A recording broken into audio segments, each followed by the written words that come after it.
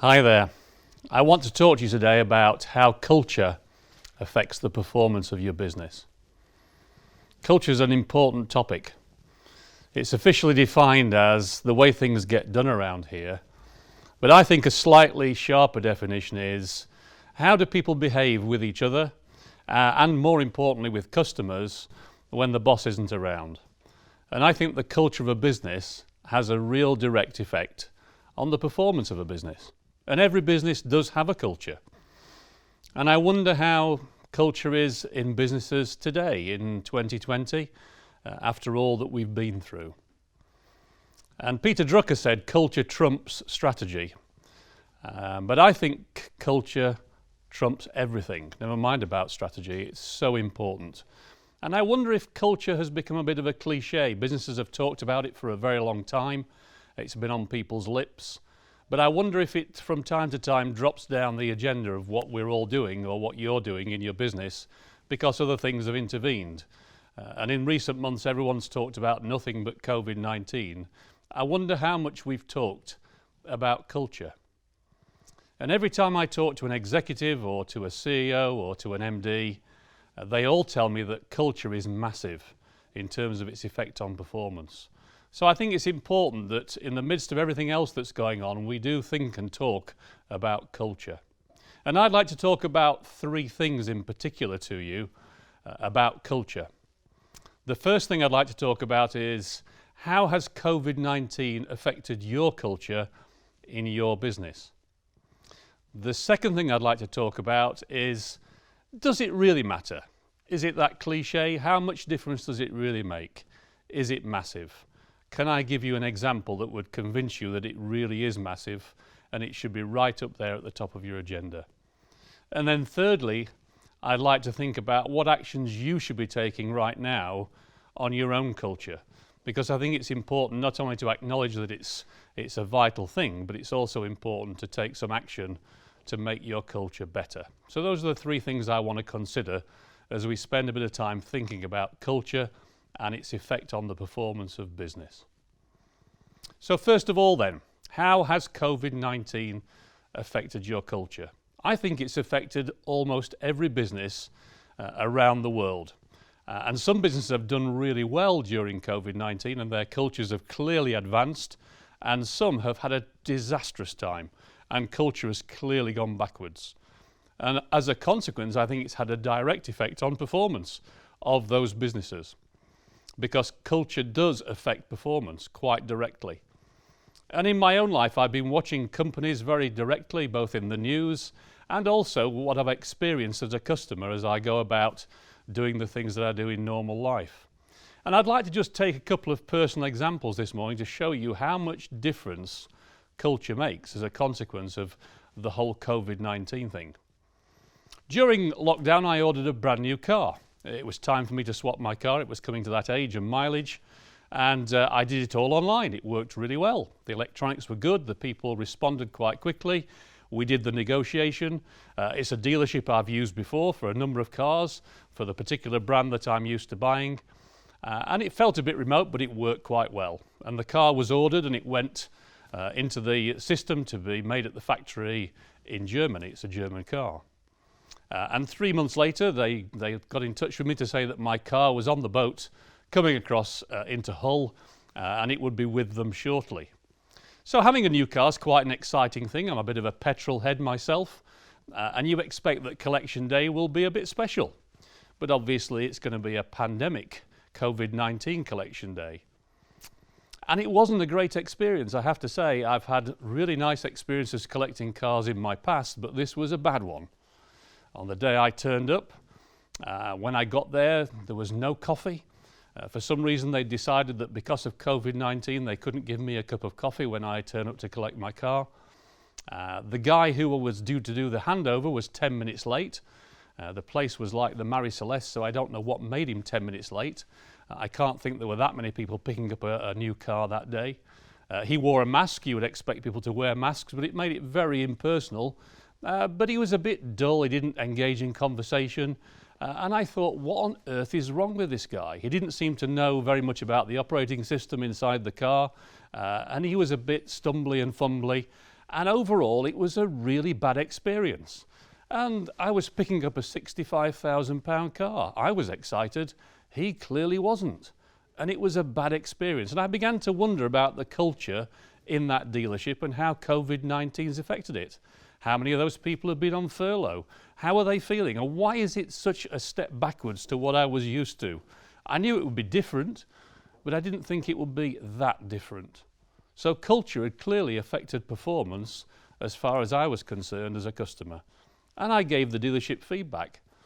And it was interesting just to see how they reacted to that. Let me compare that with my local coffee shop.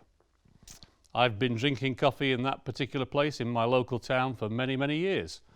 And they've been closed during COVID-19 for 4 months. And I went back after all that period of time a few weeks ago to have coffee outside on a very nice summer's day with my wife. And they remembered that I drank a large Americano and that my wife drank a medium latte. I was really impressed that after 4 months gap, they knew exactly what we drank. And they were overjoyed to be back working. They said how delighted they were to be serving customers once again.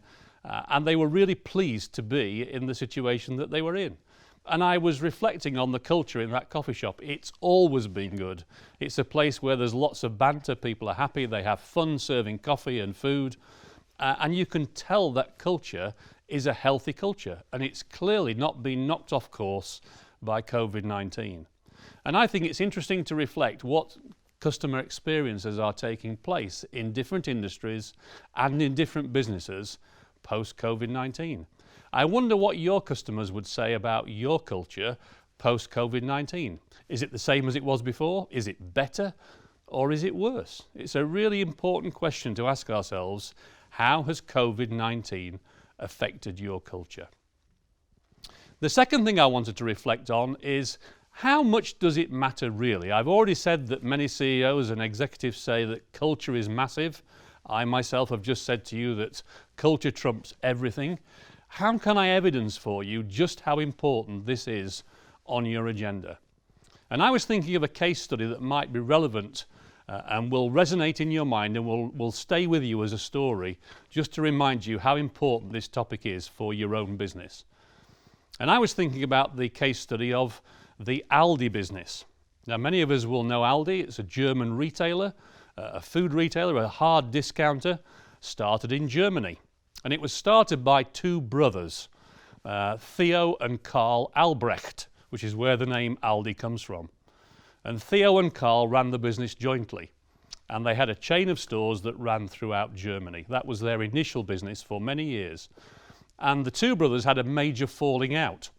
I think it was over whether they would sell cigarettes in their business or not. And because of this particular falling out, they agreed they would split the business. And Theo took the north of Germany and Karl took the south of Germany. They split the business in half. So each of them took half the stores. They sold broadly the same things in those shops and they had the same real estate that they started with. But over time they diverged because Theo had a particular leadership style and developed a particular culture in his half of the business. Theo was the eldest brother. He was quite traditional, quite old-fashioned, quite hierarchical in the way he ran things. He was quite authoritarian and his style was very old-fashioned. He was very change-resistant and his business didn't change very much. And he ran it that way. It had that kind of culture. And over time, his part of the business began to fall behind what was happening in retail generally. Karl, however, the younger of the two, was quite dynamic, quite outgoing. He had a very non-hierarchical style. He was a change agent. He enjoyed innovation. He looked at ideas. He went around and studied lots of things. And he developed a culture that was outward-looking and dynamic. And his people enjoyed working in his half of the business. And lo and behold, over time, Aldi South outperformed Aldi North in terms of growth and in terms of success. And over time, Karl looked internationally and started to look at international expansion and began to move into other countries. And eventually, Aldi came to Britain. And the stores you see in Britain dotted around the country now that are Aldi stores came from Karl's part of the business, Aldi South. Now, both of those brothers are dead now, because they'd started the business a long, long time ago. But the two cultures are still very different. And Carl's part of the business is still hugely successful and massively outperforms the business in the north. Those two different cultures with the same stores, starting from the same place, had different cultures and therefore different types of success. And the retail pundits internationally are saying that eventually Aldi South will take over Aldi North. It is interesting, isn't it, to look at a real business where it started from exactly the same place, doing exactly the same things, but the culture changed the performance from one to the other. So I think that's an illustration of the fact that culture is massive. It really does matter. It shouldn't be a cliche. It should be something that we're working on every day, because culture directly affects the performance of the business. The third thing I want to talk about is what should you be doing post-COVID right now about the culture of your business. And I do realize you have many things on your plate. You'll be coping with the economy, you'll be coping with the market, you'll be coping with your staffing issues, you'll be coping with all the things that the world throws at you. You'll have many urgent things in your inbox. But I think culture has to be right up there in terms of what you're dealing with, and it has to be front of mind. I hope that I can have elevated that subject in your mind in terms of the actions that you take. So I would say you should be measuring your culture post-COVID-19. Has your culture gone forward? Has it stayed around about the same? And has it gone backwards? How would you know unless you measure? And I think it's important that you specifically in measuring ask questions about how it's been for people during COVID-19. What have the effects been of working at home? What have the effects been of all these Zoom meetings? Is there some sort of sense of isolation that has taken place? How's it affected the way people feel? We are basically social animals. We enjoy working with each other and being in the same physical space. A lot of that energy about working together has been deprived from us for a period of time. Are people frightened about coming back to work and mixing with customers and the exposure that gives to them? All those things need to be asked about as we survey our people. And we do need to listen to the answers. We need to really listen and make sure that we really understand where our culture is right now. And I think having measured and having specifically asked about what's happened during COVID, we then need an action plan. Whether the culture's gone forward, whether it's about the same or whether it's worse, we still need an action plan that takes our business forward to a new place. I think it's really important to think about what are we going to do.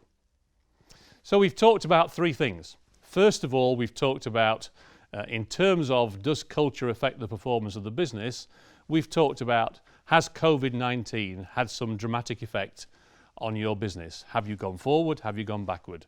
We've talked about how much culture matters because it actually does affect directly the performance of the business.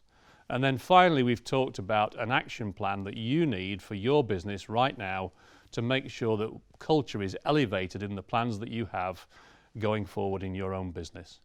I think it's very sensible to realize that how our people feel really does affect how they perform. How our people feel will come through to customers. And whether it's something as important as buying a car that I bought a few weeks back and I had a really bad feel about the culture and the customer experience, or whether it's something fairly trivial like buying a cup of coffee where the experience was outstanding, I think when you come to think about matters property, those kind of transactions really matter to people. They are one of the most important things that they ever do. So working in the world of property, whether you're in lettings or whether you're in purchasing or whatever you might be doing, what you're doing and the customer experience really does matter. It's a significant part of people's lives. And the culture of your business and how people feel at the moment, how they feel about your plans, how they feel about the way that they're working, how they feel about the culture generally will affect the way they interact with each other and the way they interact with customers. It's a vital topic. And I hope that's been helpful just to elevate it up your agenda and to get you thinking about your own particular action plan. I've written a book called Culture Trumps Strategy. If this subject really interests you, have a dig into that. But make sure that you are actually actioning your culture and that you are making a difference because it will be material to your customer performance. Thank you very much.